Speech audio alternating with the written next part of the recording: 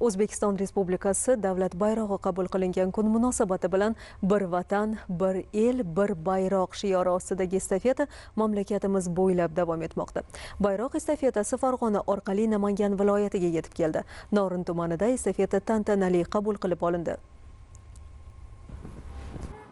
O'zbekiston Respublikasi mudofaasiga ko'maklashuvchi vatanparvar tashkiloti hamda ko'ngilli aholi vakillari 100 dan ziyod avtoulovlarda estafeta paradini o'tkazdilar. Milliy ramz bayrog'imiz bezatilgan avtoparad Norinning Cho'ja, Uchtepa, Soybo'yi mahallalari bo'ylab Xo'jaqo'rg'on hududiga yetib keldi. Bu yerda esa avtokarvonni nuroniylar, yoshlar, ko'ngilli aholi vakillaridan iborat bayram qatnashchilari yuqori kayfiyatda kutib oldilar. Ishtirokchilar 50 metrli davlatimiz bayrog'ini yuqoriga ko'targan holda 1 kilometr masofani piyoda bosib o'tdilar.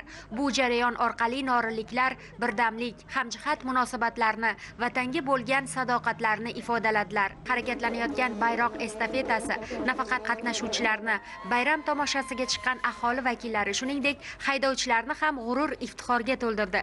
Ruhlangan hamyurtlarimiz qarsaklar, mashina signallari va olqishlar orqali bayroqqa bo'lgan muhabbat, hurmatlarini ifoda etishdi. Shundan so'ng tantanali tadbir Farel majmuasida davom etdi. So'zga chiqqanlar vatan ramzlarining tarixda ham beqiyos ahamiyatiga to'xtaldilar.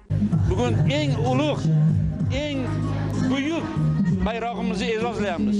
Unga hurmat bajo keltiryapmiz. Bu faqat xalqimizni birlashtiradi. Biz bir bo'lsak, yagona xalqmiz, birlashsak vatanmiz.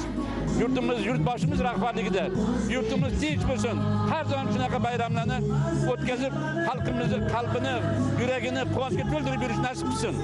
Bayroq estafetasi Norindan Uchqo'rg'on tumani tomon harakatlandi. Manzilga yetgach, bayroqdorlar uchqo'rg'onliklarga milliy iftixorimizni sharaf bilan topshirdilar. Bu jarayon ham barchada faxr tuyg'usini jo'sh urdirdi. Tumanning markaziy ko'chalari bo'ylab avtokarvon qariyb 5 kilometr masofani bosib o'tdi. Havoda hilpirayotgan minglab bayroqlar manzarasi, yo'l chetlarida estafetani qo'llab-quvvatlab turgan yoshlar, keng jamoatchilik vakillariga ham shijoat bag'ishladi. Maxsus tayyorlangan konsert dasturi, yangi O'zbekistonning o'ziga xos yo'lni tarannum etuvchi kompozitsiyalar, jahon chempionlari bo'lgan sportchilarning mardonavor chiqishlari, yig'ilganlarda yurtga bo'lgan sadoqat, taraqqiyot jarayonlarida hamjihatlikni yanada mustahkamladi. Shundan so'ng bayroq estafetasi Uch tumaniga qarab yo'l oldi. Bayroqlar bilan bezatilgan avtoparadni uychiliklar ham ko'tarinki ruhda kutib oldilar. Mazkur hududda ham bayramona konsert dasturi namoyish etildi.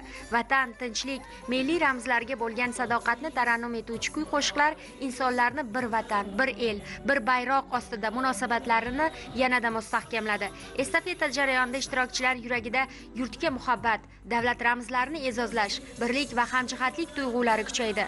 Bayroqning hilpirashi, uni O'zbekiston bo'ylab hududdan hududga ramziy tarzda topshirilishi yangi O'zbekistonni yuksaltirishdek ezgu maqsad yo'lida hamjihatlik ramziga aylandi.